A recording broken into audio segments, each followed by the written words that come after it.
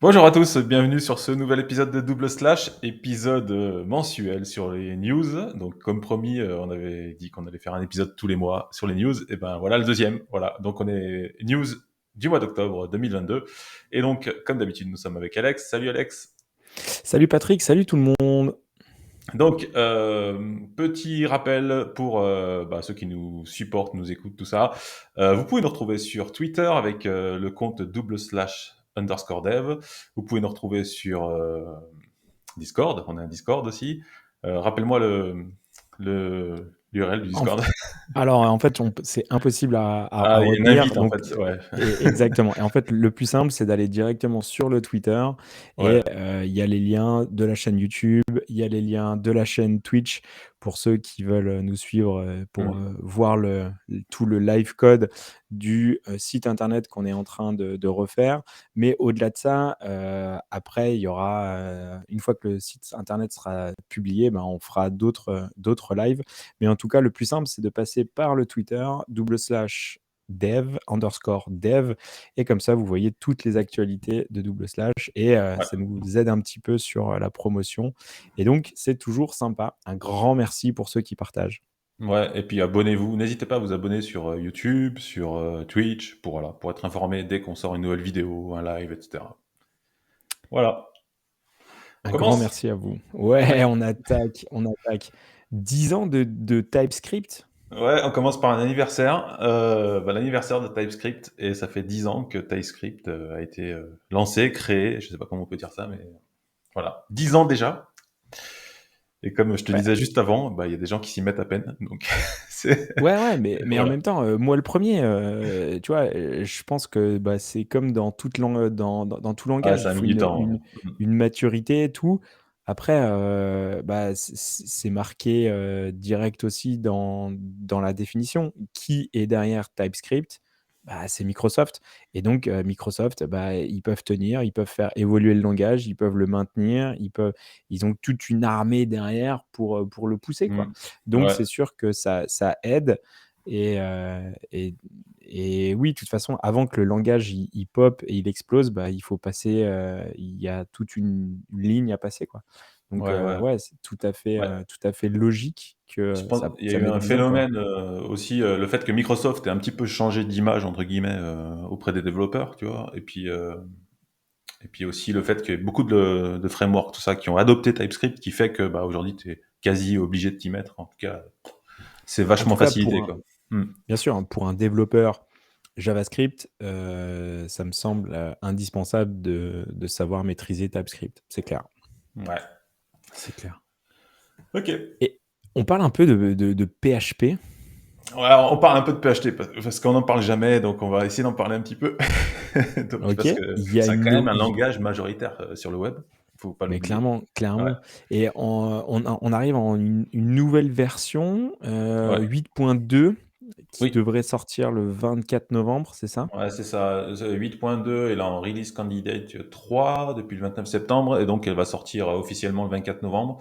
Donc voilà, il y a des quelques nouveautés. Enfin, il y a pas mal de nouveautés. Il y a toutes les listes, machin, des read-only class, des choses comme ça. Il y a plein de choses, mais il y a aussi pas mal de deprecated en fait qui sont, alors ils sont listés. Ça sera un petit peu plus impactant parce que au début, ce sera que des warnings, hein, comme quoi c'est déprécié. Et ensuite, dans les futures versions, ça va être carrément enlevé, donc il faudra faire attention à ça. Ok. Notamment, voilà, il y a un truc, les dynamic properties. Dynamic properties, c'est le fait de pouvoir, quand tu as une classe qui existe, tu peux lui mettre une propriété qui n'a pas été définie dedans actuellement. Et ça va être deprecated. Et donc, ça lèvera une exception. Il y a des choses comme le UTF-8 encode et décode. C'est des choses qui sont vachement utilisées, ça, à une époque. En tout cas, moi, je l'utilisais pas mal à une époque. Et donc, ça va être Donc en fait, on deprecated. pourra plus faire des trucs un peu en mode yalla, vas-y, En il fait, réaffecte ouais, un truc. Ça- ça sera beaucoup plus impactant quand tu vas passer, autant la version de passer de version 7.4 à la 8, ça a été dans l'ensemble. Et là, plus ça va ok. avancer et plus ça va péter des trucs sur les sites. Donc, il faudra faire attention de maintenir le code. Donc en fait, Voilà, en il gros. supprime un petit peu de rétrocompatibilité, quoi. C'est Ouais, ça? de toute façon, le langage a vachement évolué. On est très loin du langage PHP 4, Initial. ouais, Ouais. initial, PHP 5, pardon. On est très très loin de ça et maintenant c'est vraiment un langage à part entière avec du type, etc. Et d'ailleurs au niveau des types, en parlant vite fait, ils ont ajouté trois types en fait qui vont être voilà intégrés. C'est nul, true et false, voilà, qui seront voilà, disponibles alors qu'avant c'était que boolean, un truc comme ça, je crois. Donc Ok, voilà, ça donc en fait, évolue. Ouais, d'accord. Donc le langage évolue ouais, il pour devient super. plus de typage. La grosse convention, c'est quand même, enfin, sur la dernière version 8, c'était quand même un gros typage hyper fort. C'est ça, non? Ouais, typage qui le typage, il existe depuis la version 7, mais il a encore évolué parce qu'il n'y avait pas les union type dans la version 7, qui arrive dans la version 8. Enfin, je vais essayer de pas dire la connerie parce que je suis pas un super expert de PHP, mais bon, je l'utilise souvent. Mais voilà. Ouais, dans l'ensemble, voilà. Puis la version 8, ça a été vachement aussi amélioration de vitesse, comme la version 4, la version 7, qui avait été vachement améliorée au niveau de la vitesse. En 8 encore plus. Voilà, le langage évolue et c'est cool. Super langage. Et là, je vois, il y a l'interpolation des Hmm. strings où il y Ouais, avait la même syntaxe que en JavaScript ouais. dit moderne. Ça va être déprécié.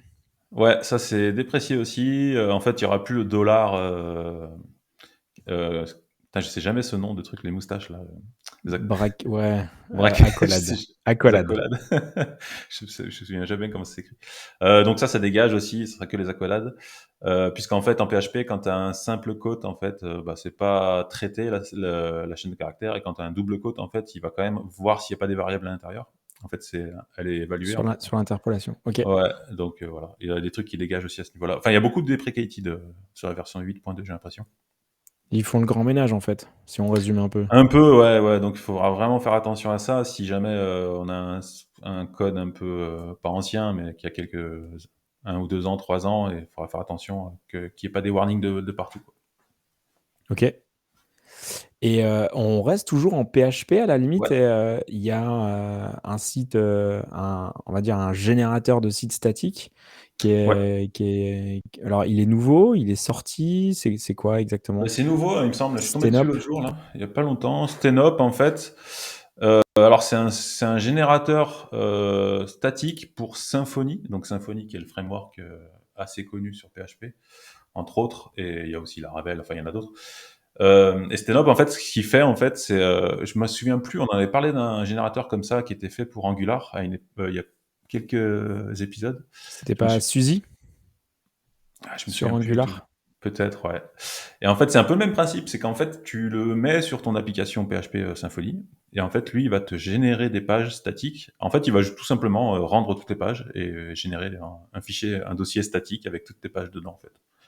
Ok. Voilà. Donc, Donc, ok, en fait, c'est une sorte de surcouche qui vient hmm. par-dessus ton application Ouais, pour la rendre statique. donc t'as pas besoin de t'adapter à un système de générateur statique, tout ça. Voilà, c'est vraiment ton application, elle fonctionne normalement, et ensuite tu rajoutes tes notes par-dessus, et lui, il va te générer le site statiquement, en fait. T'as rien à changer. Ok. Voilà. Donc c'est pas mal pour les gens qui ont envie de faire un site Parfait. Après, statique. sans faire du gros teasing, on va avoir avec quelqu'un qui a créé un générateur de site statique dans Double Ouais, Slash. Je pense à bientôt. Arnaud qui va venir et qui va nous parler de Cécile, donc qui est Hmm. le framework de générateur de site statique en PHP. Et Ouais. c'est lui qui l'a écrit. Et donc, je pense qu'il sera plus à même de nous en parler. Ouais, Mais en ouais, tout ouais, cas, PHP plus statique, et ben on verra ça avec Arnaud ouais. Bah, bientôt. Stenop pour vite fait, mais Stenop, ça n'a vraiment rien à voir avec Cécile, parce que Cécile, c'est vraiment un framework fait pour générer du statique, un Et peu comme, dédié. Ouais, c'est ouais, un framework dédié, alors que voilà. là, ce que je comprends, c'est une surcouche. Ouais, c'est vraiment une surcouche. Tu rajoutes le truc, il va te générer du statique, mais ça n'a rien à voir. Donc voilà. Restez à l'écoute OK, des prochains épisodes pour entendre parler de Cécile. Voilà. parfait. On parle un peu de CSS en mode, hyper extrême, super rapide avec, Lightning Lightning. CSS. Lightning CSS, c'est quoi ça exactement? Eh ben C'est, écoute, super fast, extremely fast ouais, comme, alors ils y vont, putain, la page, parseur. il y a tous les mots. En fait, Lightning CSS, en fait, c'est ancienne. Alors, je crois qu'il s'appelait comme ça. C'était Parcel CSS. En fait, c'est Parcel le bundler OK, le bundler, en fait, l'équivalent de Webpack, mais Mmh. ouais, enfin un bundler de site qui s'appelle Parcel.js. Yeah. D'accord. Et ils avaient fait une version, enfin ils avaient fait une librairie qui permettait de compiler le CSS, tout ça. Il me OK, semble qu'il s'appelait Parcel CSS, et là ils ont changé le nom et il est devenu Lightning CSS. OK et Et en fait, en il est en hyper rapide. Voilà. OK et en D'où le clair, nom. qu'est-ce que ça va changer à mon quotidien? Est-ce que c'est inodore, incolore pour moi utilisateur, mais c'est juste au moment du build où là, ça va optimiser la création ou pas, ou en fait, En fait, dans dis-moi? bah, si tu veux, aujourd'hui, tu utilises, alors lui, en fait, déjà, il parle de, alors, je vais un peu critiquer le truc parce que, déjà, il est écrit en Rust. Voilà, bon, déjà. Encore un truc de plus écrit en Rust. Voilà. Bon, Donc après, il OK, dit 100 fois plus rapide que CSS Nano S-Build. Donc déjà, il se compare avec des outils JavaScript qui compilent du CSS, tu vois. Par contre, il parle pas de PostCSS, étonnamment, qui est aussi un outil qui mmh, compile de CSS. Alors je sais pas pourquoi, est-ce qu'il est pas plus rapide, alors du coup ça l'avantageait pas, je sais pas. Donc en gros quoi, il compare avec les deux bundlers de CSS.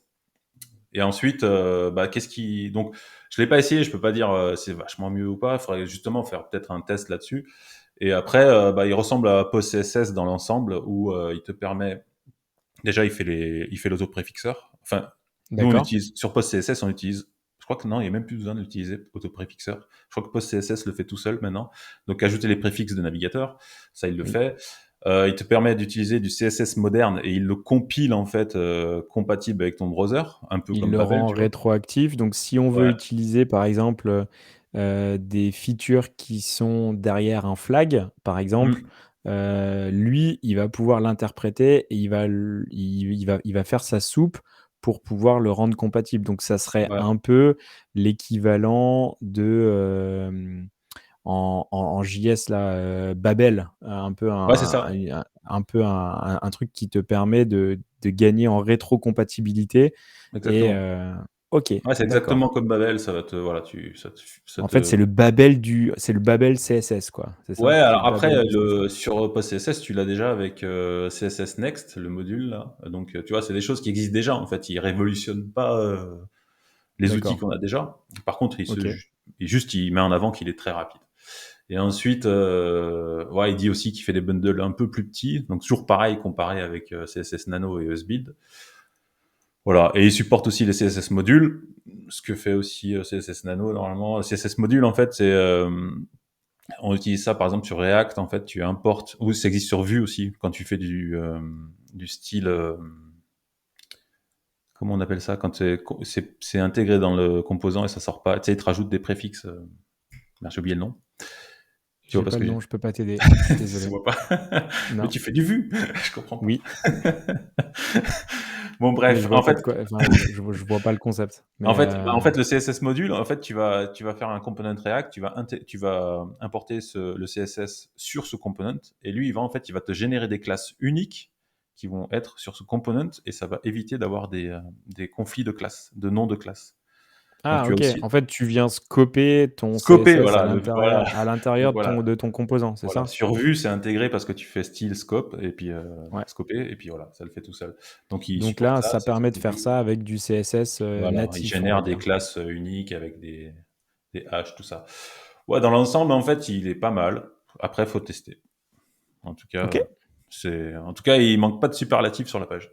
Ça, c'est clair. Ouais, après, je pense que ça doit être poussé à un peu en market à l'américaine, Ouais, best c'est ça. ever, world faster, machin. Mais je pense que ça Ouais, doit pas être compliqué à utiliser. Je pense ça que tu remplaces ça juste ton fait post CSS, ça doit marcher, quoi. OK, À bah, à voir. tester Ouais, faudra faire un live pour tester là-dessus. et on reste sur du CSS à la limite et on parle de token CSS. C'est quoi ce token CSS? Alors, Token CSS, Heu, c'est vraiment un truc qui est encore en version alpha, bêta, enfin, je sais pas. Mais je suis tombé early là-dessus. stage, après Ouais, early stage, parce que ils le disent clairement, ouais, c'est ouais, work in progress. Il y a encore des bugs, il y a des features qui manquent et il faudra s'attendre à des breaking change.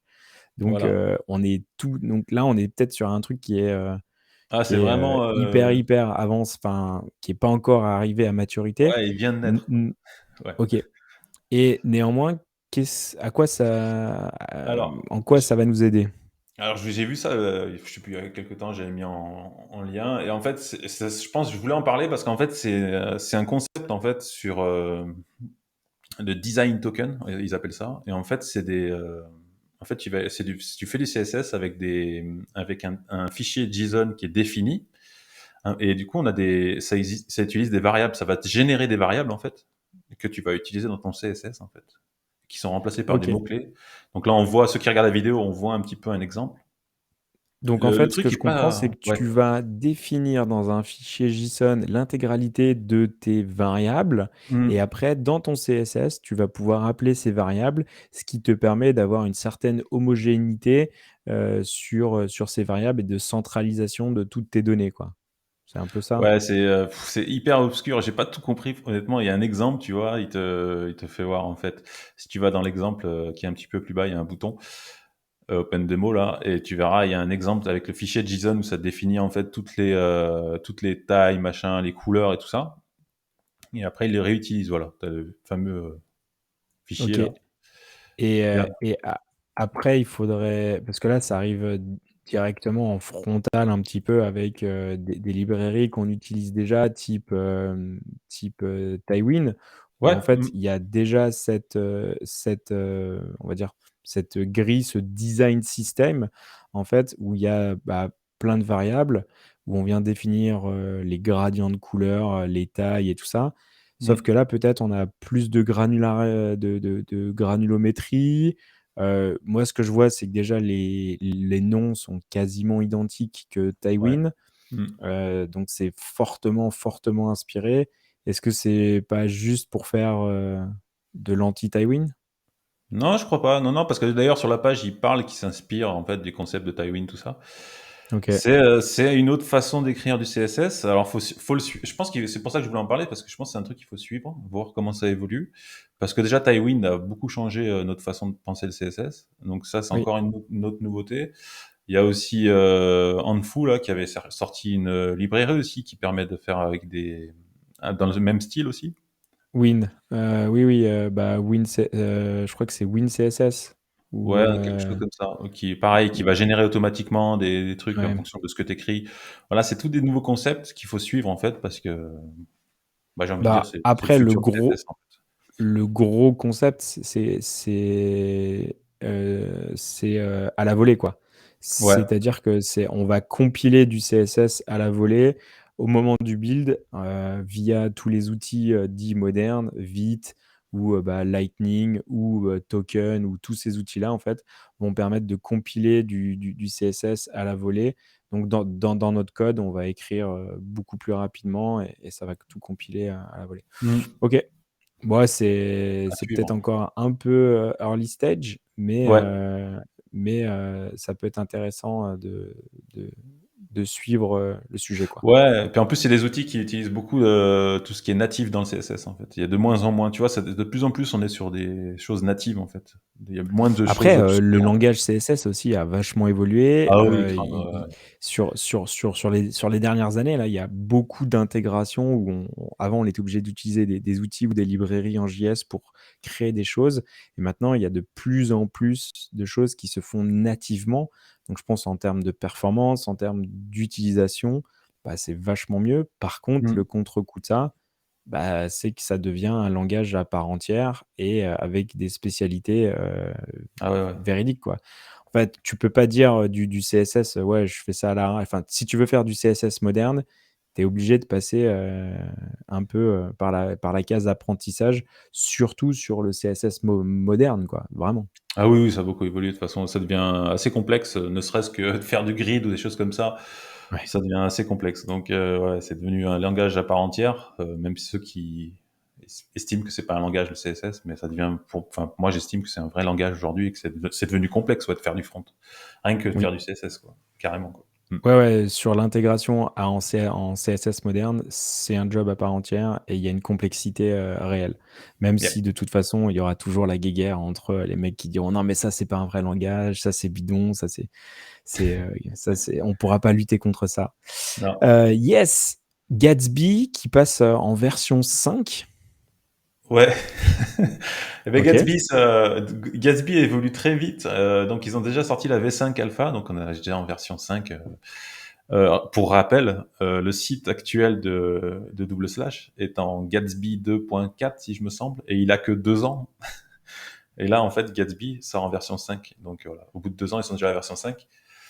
Et la grosse nouveauté, c'est partielle hydratation.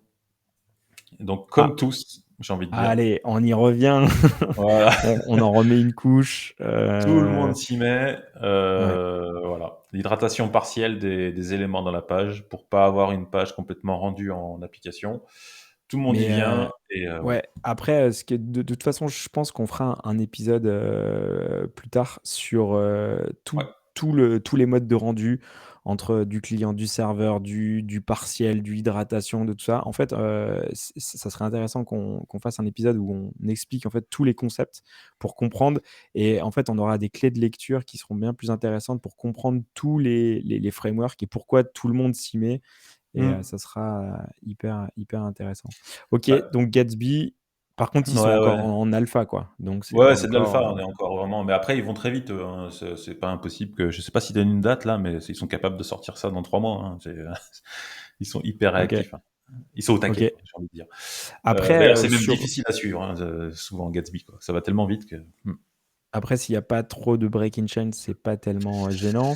Après ouais. sur les versions, on avait vu ça avec Redwood justement Mmh. qui passe en version 3. Ouais, Par contre, eux, ils ont clairement annoncé le truc où, Redwood maintenant, en fait, on va sortir des majeurs, on va sortir plein de versions ouais. et en fait, on va pas reparler des versions sémantiques et de tout ça. Mais eux, ils disent, nous, quand on a une nouvelle feature, on sort une version Mmh. et basta. Mais c'est vraiment cette notion d'incrémental à chaque fois, quoi. Mmh. Et Redwood passe en version Version 3 3, ouais, justement. eux, ça y va, quoi. On envoie les versions, bim. Et Ouais. on en avait déjà parlé de toute façon dans un épisode de news d'ailleurs, je crois. Grosse nouveauté, c'est surtout de l'upgrade de librairies internes, tout ça, de frameworks comme Fastify V4, Jest V en version 29, Prisma en version 4. Enfin voilà, c'est toutes des évolutions d'intégration de librairies. Ouais, en fait, c'est plus une mise à jour avec de toutes leurs dépendances internes, quoi. Ouais, en gros, après, il y a certainement d'autres choses, mais ça, c'est voilà, c'est vraiment ce qui est mis en avant, c'est ça, quoi. OK, Vraiment. Upgrade de toutes les dépendances. ça marche. Hmm. On parle de Strapi un peu? Strapi qui est en version 4 depuis un petit moment. Strapi hyper actif, beaucoup, enfin ça bouge hein, depuis qu'ils ont sorti la version 4, je crois que c'était en début d'année. Ça bouge fort et ils évoluent vite et donc ils ont sorti une grosse feature qui est hyper attendue, enfin qui était hyper attendue, mais c'est encore en version bêta normalement. C'est les custom fields. Alors pour rappel, OK. Strapi c'est un CMS qui permet de générer des API assez facilement avec une interface, t'as une admin, tout ça machin. Et par défaut, tu as des fields en fait, texte, number, etc. Et on était bloqué là-dessus depuis pas mal depuis la version 3 déjà. Et donc maintenant, on a un support des custom fields, donc on pourra créer nous-mêmes des fields personnalisés si on a vraiment besoin d'un truc spécifique. Donc ça marche un peu comme un plugin, tu rajoutes ton field et après tu le retrouves dans ton admin et tu peux utiliser ton field comme tu veux. Donc ça, Excellent. c'était une grosse attente et Ouais, donc en c'est pas fait, ça vient, on va dire, ouvrir le potentiel, mal. Ouais, d'usage des champs, quoi. beaucoup plus de flexibilité ouais, au niveau des champs, etc. Et puis ouais. De toute OK, façon, et puis ça ouvre surtout, tu vois, il y a déjà une librairie de plugins qu'on peut rajouter, et donc ça va faire encore des choses qu'on pourra rajouter, puisque les développeurs, ils vont les ouvrir en open source, leur field, et puis tu pourras les réutiliser, des choses comme ça. Non, c'est pas mal, c'est pas mal. Franchement, Strapi a bien évolué depuis une année, là, depuis la version 4, il est bah, de toute bien façon, en avant là-dessus. on avait eu Jim. Jim qui était venu sur un épisode où on avait parlé de Strapi et tout ça. Et voilà, eux, à l'époque où on avait fait l'épisode, Mm. ils étaient en train de popper. Je pense que maintenant, ils ont déjà popé et maintenant, ça avance et ça se structure et ça met en place. Ouais, Et ouais, ouais. top. En plus, ils avaient fait des levées de fonds entre-temps, tout ça. Donc, non, non, vraiment, mon produit est français, surtout. Et français, ouais. Ouais, Excellent, ouais. excellent. Alors, Euh, on va parler, c'est à ton tour de parler. On va parler de nHost. nHost, produit que tu connais très très bien. Et donc, il y a eu une launch week. C'était quoi? C'était Ouais, en fait, des c'était nouveautés? la dernière semaine de septembre. En fait, ils ont fait vraiment, ils ont long, on va dire, démarré. Ils ont fait un espèce de micro-event sur toute la semaine où tous les jours, en fait, ils annonçaient une grosse feature. Alors, pour ceux qui connaissent pas Enost, ça vient en fait agglomérer plusieurs services pour nous out of the box. C'est-à-dire, on va brancher Asura qui est une database et la génération d'API directement branchée sur cette database.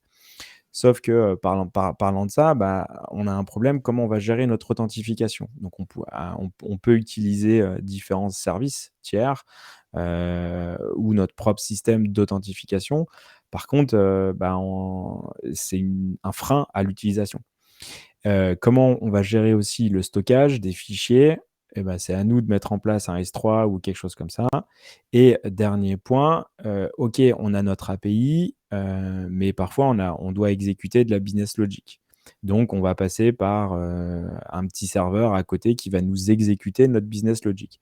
Et ben, Enost, ils ont dit: «OK, nous, on va englober tout ça et on va le faire, on va le proposer, en un seul service Mm. qui s'appelle Enost». Et donc, on a tout ça d'empaqueté et ça marche plutôt bien. Donc les gens qui utilisent déjà Asura, bah, c'est du caviar, enfin voilà, c'est trop bien. Pour ceux qui connaissent pas, bah, je vous invite à regarder et à regarder le potentiel que ça a. Toujours est-il qu'ils ont lancé, ils ont fait une semaine. Heu, Grosso modo, les gros trucs qui sont vraiment intéressants, c'est qu'ils sont venus, redesigner la database. Mm. C'est-à-dire qu'à chaque fois qu'on doit, modifier et rajouter des champs, on était obligé de rentrer dans, l'instance de Asura. Là, en fait, on va rester, dans la connexion de chez Enost et Mhm. en termes de design, c'est beaucoup plus épuré et beaucoup plus propre et beaucoup plus sympa et joli à utiliser. Ok. Autre point important, ils viennent totalement binder l'API de Stripe. Et Wow. ça, c'est super cool. Parce qu'en fait, depuis notre interface en GraphQL, en Mm. fait, Asura, on va pas refaire l'épisode, mais Asura, c'est un ORM et en fait une agrégation, une sorte d'API gateway. Et ben en fait, là, ils ont branché directement l'API de Stripe, ce qui fait que le développeur front, en fait, depuis son interface GraphQL, il va pouvoir demander toutes les informations à Stripe. Par exemple, bah, tu me donnes une session pour faire un checkout, tu me fais un paiement, je regarde l'historique Mm. et en fait, c'est totalement transparent. Donc, tout le système d'API gateway prend tout son sens et ils ont branché directement l'API Stripe. Donc Mm. ça, c'est plutôt sympa. Mm. Un autre, système qu'on voit, de plus en plus fleurir sur le web, c'est, le web N. Alors OK, Mm. qu'est-ce que c'est ça? Qu'est-ce que c'est? C'est c'est tout simple c'est tout simplement, en fait, un niveau de précision et de sécurité un petit peu un cran au-dessus. Par exemple, quand on va se connecter à un serveur, en SSH, souvent on va avoir une clé SSH, donc soit on la met sur notre ordinateur, soit on la met sur une petite clé USB et les clés FIDO ou les choses comme ça. Et on fait vraiment un gain en avant. Et bah, ils ont implémenté en fait un système pour s'authentifier avec cette clé D'accord. unique. Et aussi, amateur de produits Apple, bonjour. On va pouvoir s'identifier avec Face ID et le Ouh! Touch ID ou des choses comme ça. C'est bon ça. Directement dans notre application web, ils ont codé, en fait, ils nous donnent à l'utilisation directement le SDK pour aller Putain, remplir tous les ça c'est bon critères ça. qui vont bien. Ça c'est Donc, génial. ouais, c'est plutôt pas mal. Ouais. Je pense sur des applications en PWA, par exemple, bah, Mmh. on va pas aller voir l'épisode de PWA qu'on a fait avec L'épisode 47. David, Ouais. exactement, de chez Microsoft, qui nous expliquait tous les avantages de passer sur une PWA. Là, avec ce type d'authentification, on vient faire vraiment un bond en avant en termes de sécurité et en termes d'expérience utilisateur, quoi. Ouais, ouais. Donc ça, c'est plutôt pas mal. Et dernier point, en fait, il nous donne accès à des logs directement où avant on était obligé de passer par Asura et de rentrer dans Asura pour aller voir les logs. Là Mmh. maintenant, on a un accès direct depuis l'interface de Nhost. Donc bah, c'est vachement D'accord. plus sympa, quoi. Et après, on peut monitorer, on peut rediriger, enfin voilà. On peut appeler aussi toutes les infos. Il y a une API pour ça. Donc, ouais, c'est un bon produit. Ça fait. Alors, ça reste une boîte qui est relativement récente. Par Mmh. contre, pour moi, en fait, qui veut vraiment se substituer totalement à Firebase, qui suis fan de GraphQL, qui suis fan de Asura, pour moi, c'est le produit juste top, top, top, topissime. OK. Donc, je ferme la parenthèse. En gros, ils ont, ouais, du coup, tu as moins besoin de te connecter à Asura et tu Oui, restes sur, Nhost, quoi, tout le temps, quasiment. sur Renost, ouais, avec tous les avantages. Mais il y aura Ouais. une vidéo un petit peu plus poussée qui sortira sur la chaîne YouTube de Renost. OK. Ouais. Très bien, très bien. Et d'ailleurs, tiens, au passage, tu parlais de WebAuthn. Bah, Oui, Redwood aussi, il supporte ça aussi maintenant. On en a pas mais parlé, oui, mais donc ça fait partie. Donc oui, c'est un support qui a l'air de bien prendre. Donc peut-être qu'il faut s'y intéresser de près. exactement, exactement. Ouais, nickel. On parle de Kinsta. Kinsta? Ouais. Alors Kinsta, c'est un hébergeur. Alors ceux qui connaissent pas, c'est un hébergeur qui est spécialisé sur WordPress. Donc voilà, ils sont très forts en marketing, hein, en blog, etc. Ils écrivent beaucoup d'articles. Enfin, ils sont très bons. Et ben là, je sais pas pourquoi, mais ils sortent un nouveau service qui permettra d'héberger des applications et des databases à la même façon que Vercel, euh, Netlify, etc. Donc, tu vas déployer Alors, ton plutôt des application. applications front ou aussi des applications back? Ce que En tu veux. clair, Ce que tu ok, veux. Il donc supporte front et plein de back. langages, tu vois. C'est marqué la Node.js, si tu remontes un poil, Node.js, PHP, Ok, du Django, Node, Rise, Java, Scala, Ok, Go. alors pour le coup, ils viennent plus en concurrence avec des produits type Railway, Ouais, Scalingo, des choses comme ça. voilà, exactement. Ouais, on est vraiment, mais c'est de l'auto déploiement voilà, tu branches ton GitHub et il te déploie ça. Tu rajoutes une base. Ok, Enfin voilà, j'ai commencé à donc tester. c'est un Ouais, pass, quoi. C'est vraiment un c'est un plateforme pass, as a ouais, service c'est ça. où je vais pouvoir donner mon application et lui, il va faire le build et il va monter automatiquement pour moi. Ok. Ouais. Donc c'est assez étonnant. Je sais pas pourquoi il se dirige là-dessus, parce que il y a déjà du boulot sur l'hébergement WordPress. Alors est-ce qu'il y a aussi une grosse demande sur l'hébergement d'applications en pass? Certainement. En tout cas, il y a une version bêta qui est testable en fait. Il suffit de s'inscrire et on peut tester la version. J'avais commencé. Je vais peut-être finir. Peut-être je ferai une vidéo dessus. Mais dans l'ensemble, ça a l'air. Enfin, l'interface est cool et puis, enfin, c'est simple et ça déploie facilement. Ok. Bon, ils ont pas parlé de prix encore, hein. Diversification. Ouais, Diversification. Ok. ouais, ouais, ouais. Voilà. On verra les prix au moment voulu. En tout cas, On tiens, en avait. parlant, Ouais. petit aparté sur Asura, Asura, qu'est-ce que je raconte? Sur Kinsta. non, Ok. on va y arriver. L'hébergement, comment ils s'appellent ceux qui ont dégagé tous les comptes free Heroku. là, Heroku. Vous avez Oui. dû recevoir un email comme quoi vos applications allaient être détruites. En tout cas, moi j'en ai reçu, donc voilà. C'est Si fait. vous avez ouais, c'est fait.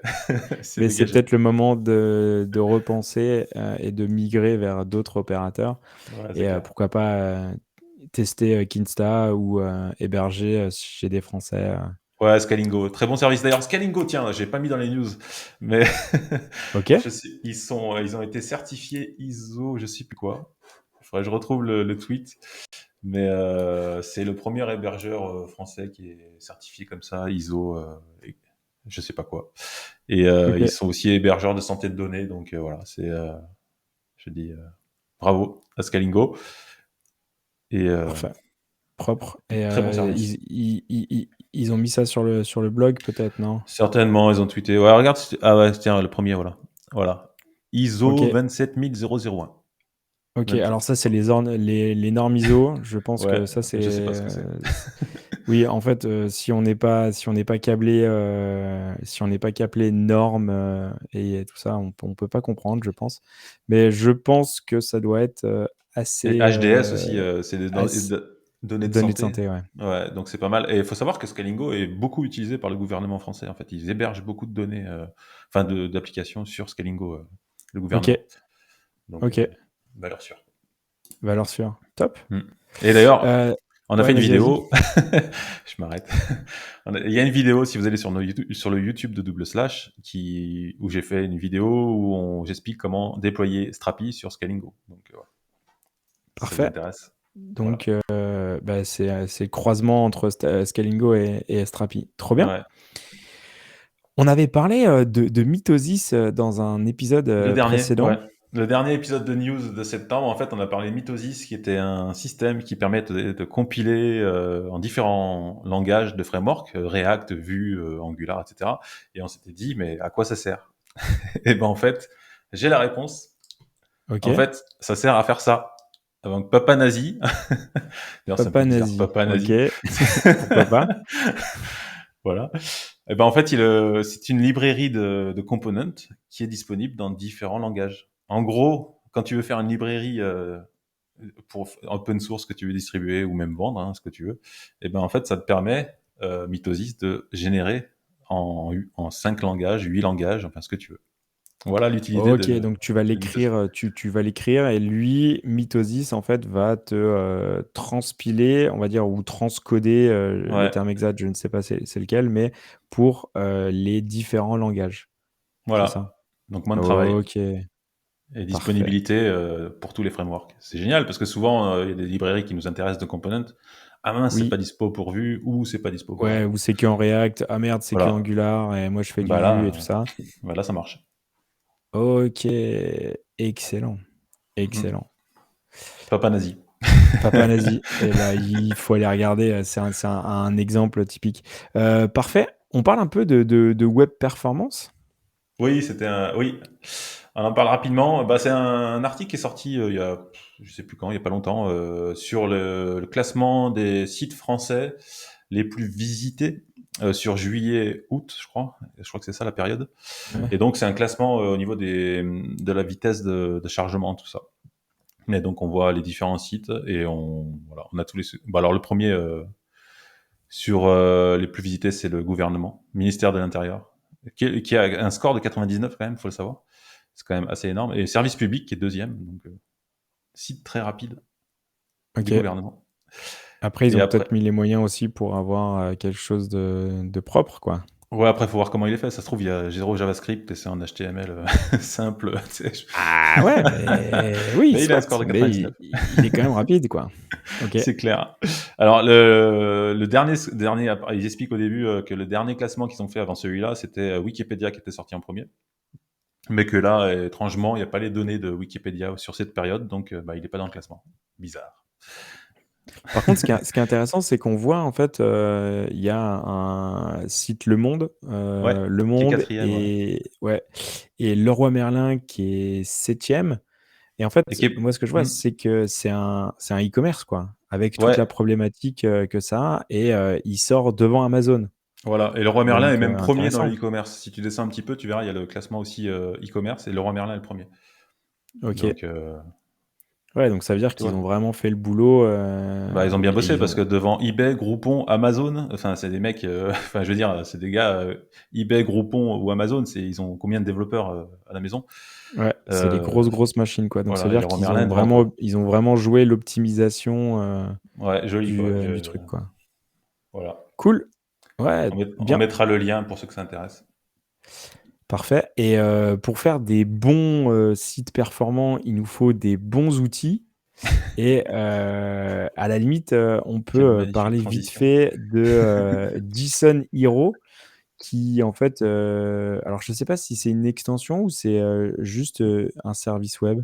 Non, c'est un service web, je crois. Voilà, OK. tu sur l'interface, je crois. En fait, on C'est a ouais.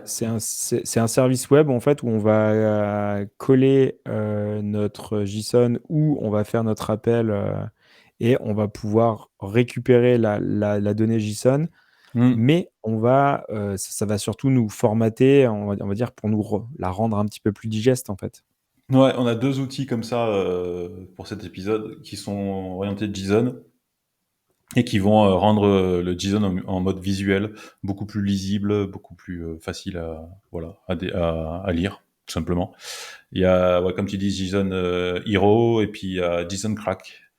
JSON JSON Crack, Crack. il te fait carrément un arbre, en fait, de tes données, en fait, c'est pas mal aussi. OK, Je trouve que ce le qui te rendu est permet sympa. d'avoir une vue un petit peu plus, structurée, et Ouais. c'est vrai que parfois quand tu récupères un JSON et c'est dégueulasse, ou enfin tu arrives pas à Ouais, lire des fois, tellement tu que as des c'est enfants, des enfants et des enfants, tu sais plus où t'en ouais. es, quoi. Donc, Et donc là en fait en instantané, en fait on voit très bien, la structure, visuelle, de l'outil, quoi. Donc Ouais, c'est pas c'est mal. assez pratique. Top, On mettra les 2 liens, de toute façon, dans les notes. parfait. Mmh. Écoute, Patrick, peut-être, je pense qu'on n'a pas pu parler de tout parce qu'il s'est Non. passé plein de choses, et sur le web, il se passe toujours plein de choses. Ah Il y a oui. eu, je pense, la NodeConf, il y a eu le Mmh. PWA Summit, Summit, il y a ouais. eu, il y a eu plein de conférences, mais on a essayé de, résumer un petit peu, ce qui s'est passé. Pas mal? Bah, c'est pas grave parce de toute façon, maintenant, on fait un épisode news tous les mois, donc on pourra en parler la prochaine Exactement, fois. exactement. Écoute Patrick, un grand merci, merci Merci. à vous d'être restés jusqu'au bout de l'épisode, et Ouais. on vous dit à bientôt, Et retrouvez-nous sur sur Twitter, Discord, Twitch, évidemment, évidemment, mais YouTube. maintenant vous le savez. On est partout. Parfait. Ciao, ciao, merci à vous. Plus.